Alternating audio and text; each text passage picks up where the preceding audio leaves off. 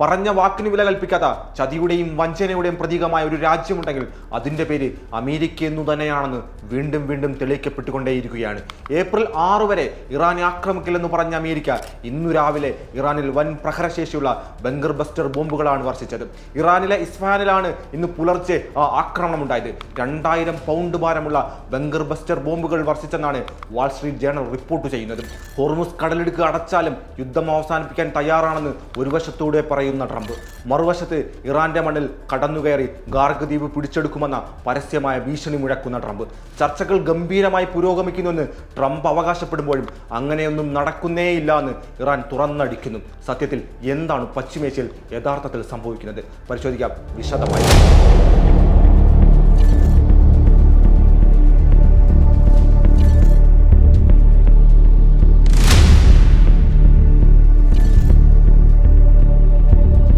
Hormuz കടലിടുക്ക് ലോകത്തിൻ്റെ എണ്ണ വിതരണ പാതയിലെ ഏറ്റവും തന്ത്രപ്രധാനമായ ഇടമാണെന്ന് നമുക്കറിയാം. ആ തന്ത്രപ്രധാനമായ ഹോർമുസ് കടലിടുക്ക് അടച്ചിട്ടാലും ഇറാനുമായുള്ള സംഘർഷം അവസാനിപ്പിക്കാൻ US പ്രസിഡന്റ് ഡൊണാൾഡ് ട്രംപ് തയ്യാറാണെന്നാണ് ദി വാൾ സ്ട്രീറ്റ് ജേണൽ ഇപ്പോൾ റിപ്പോർട്ട് ചെയ്തത്.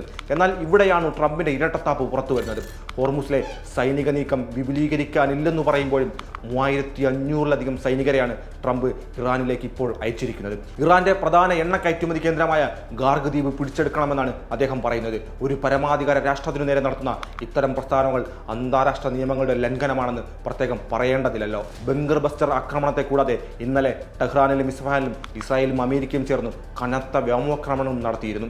ട്രംപിന്റെ സഖ്യകക്ഷിയായ നെതന്യാഹു ലബനാനിലെ സമാധാന സേനാംഗങ്ങളെ പോലും ഇന്നലെ കൊലപ്പെടുത്തി. ഈ ചോരപ്പുഴയ്ക്കുള്ള കാരണമായി ട്രംപ് ഇപ്പോൾ വരുത്തി തീർക്കാൻ ശ്രമിക്കുന്നത് തന്റെ 15 നിർദ്ദേശങ്ങൾ അംഗീകരിക്കാത്തത് മൂലമാണ് താനിങ്ങനെ ചോരയൊഴുക്കിക്കൊണ്ടേയിരിക്കുന്നതെന്നാണ്.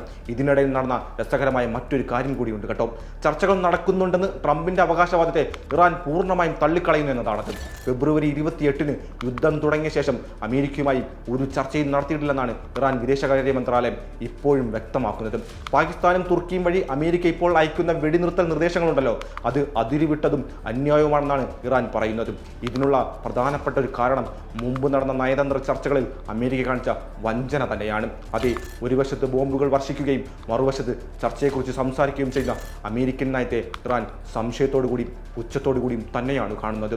മുമ്പ് ആണവ ചർച്ചയിൽ ഉണ്ടായിട്ടുള്ള തിരിച്ചടിയും ഇറാന് ഇതിനു പിന്നിലുണ്ടെന്ന് നിസ്സംശയം പറയാൻ പറ്റും. ചുരുക്കത്തിൽ പശ്ചിമേഷ്യയിലെ സമാധാനമല്ല, മറിച്ച് ഇറാന്റെ സാമ്പത്തിക സ്രോതസ്സുകൾ തകർക്കാനും മേഖലയിൽ ആധിപത്യം സ്ഥാപിക്കാനുമാണ് ട്രംപ് ഇപ്പോൾ ലക്ഷ്യമിടുന്നത്. നയതന്ത്രം എന്നത് ട്രംപിനെ സംബന്ധിച്ചിടത്തോളം ഒരു മുഖംമൂടി മാത്രമാണ്.